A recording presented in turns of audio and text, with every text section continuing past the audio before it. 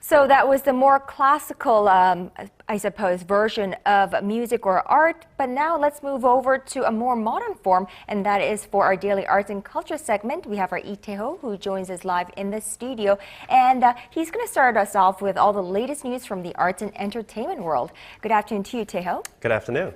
Well, perhaps it's timing, or maybe it's the result of the current government's policy or efforts to promote Korean culture, but it seems like there are more Korean cultural events happening abroad. Well, you're exactly correct, because this is what some would call the perfect chance, or where timing and opportunity both converge to really give Korea the opportunity to show itself off to the world. Right, and it's definitely not just K-pop that's gaining attention. No, it's not. The music, of course, which is very popular around the world, is not the only form of Korean culture and entertainment that is catching on in the world. Let's go ahead and show you what I mean. The London Korean Film Festival is celebrating its 8th year this year with screenings and appearances by some of the biggest names in the Korean film world. The festival got its start even before Psy's Gangnam Style galloped its way to global success, and before the Korean wave captured the attention of international audiences with television dramas and Korean pop.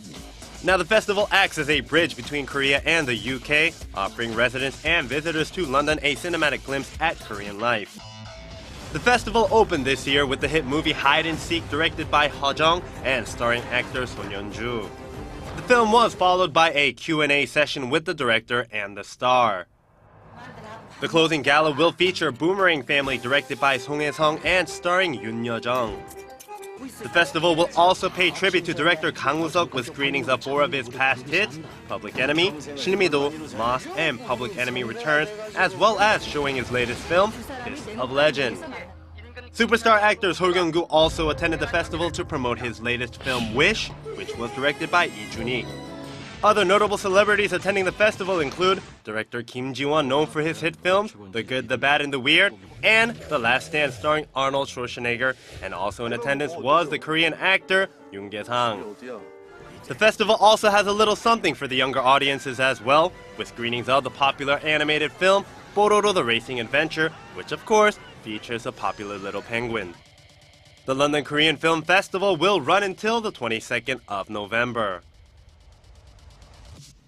And Tae-ho, we remember reporting on the President Park Geun-hye's UK leg of the tour, where she herself attended the gala opening of this very film festival. Exactly correct. And just before that special preview, or the screening of the London Korean Film Festival, the Korean minister, of the Culture, Sports and Tourism, Yoo Jin-yong, met with his British counterpart, Maria Miller, and they were there to exchange ideas and sign an MOU between the two countries. So what were they able to accomplish by the end?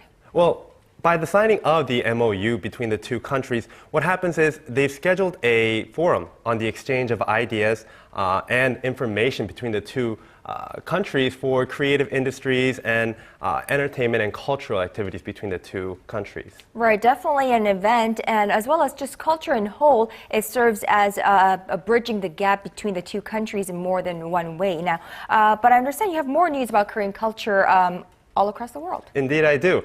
From now, we go across the pond from London to New York for Korean culture in the United States. First up is this bodhisattva in a pensive pose. It's from the Shilla Kingdom, which ruled Korea for roughly 1,000 years.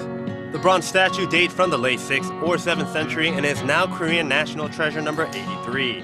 This is just one of the many Korean national treasures that are currently on display at the Metropolitan Museum of Art in New York. The exhibition, Shilla, Korea's Golden Kingdom, is the first exhibition in the West to focus solely on the rare treasures from the Shilla dynasty. The show is split into 3 parts covering the royal tombs, international trade, and the influence of Buddhism.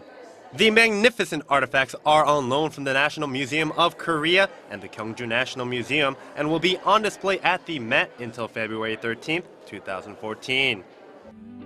And on a lighter note, an ad for kimchi has appeared, no, not in Korea, but in the United States. The ad features actress Kim Yoon-jin, star of the hit television series Lost, and appeared in the New York Times newspaper. It is part of a campaign to promote Korean cuisine around the world led by Professor Seo Kyung-duk of Seongjin Women's University in Seoul. The ad reads, when Michelle Obama tweeted her recipe for kimchi, the spicy fermented cabbage gained a huge new following. As kimchi is poised to join UNESCO's list of intangible cultural heritage, we are excited to share our culinary tradition with more people around the world. Add a healthy kick to your meals with kimchi this weekend. The kimchi ad is the third one that Seoul has put into the Times this year. The first was for the popular dish bibimbap, a mixture of rice and vegetables. The other highlighted the First Lady's kimchi tweet in April.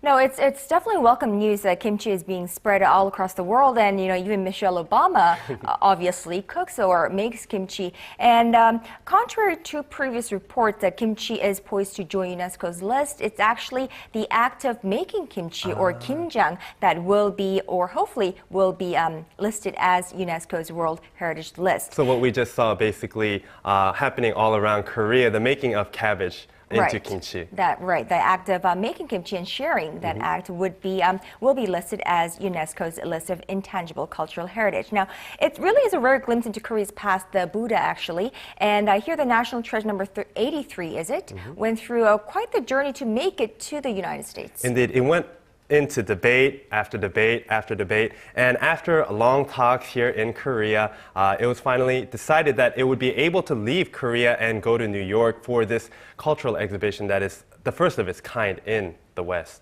Right, and luckily it did, and I hope all the New Yorkers get to enjoy this Korean piece of culture that is very, very prestigious to us.